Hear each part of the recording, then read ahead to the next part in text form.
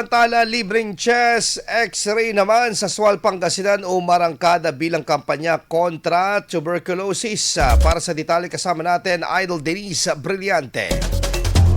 104.7 IFM Report. Dinaluhan ng mga residente ang sinagawang libreng chest x-ray sa bayan ng Sual kahapon bilang bahagi ng pinagting na kampanya laban sa tuberculosis. Ayon sa lokal na pamahalaan, tsansa ito upang maagang matukoy ang mga posibleng kaso ng TB at maagapan sa pagbibigay ng kaukulang medikasyon. Kabilang sa mga lumahok ang senior citizens, tricycle drivers at iba pang residente na nais magpa-check up.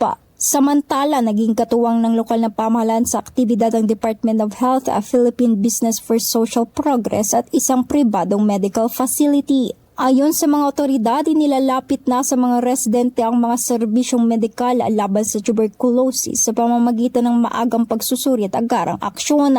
Kasama mo mula rito sa IFM News Dagupan, ito si Idol Denise Brillante Tatak. IFM IFM News. IFM News. IFM News.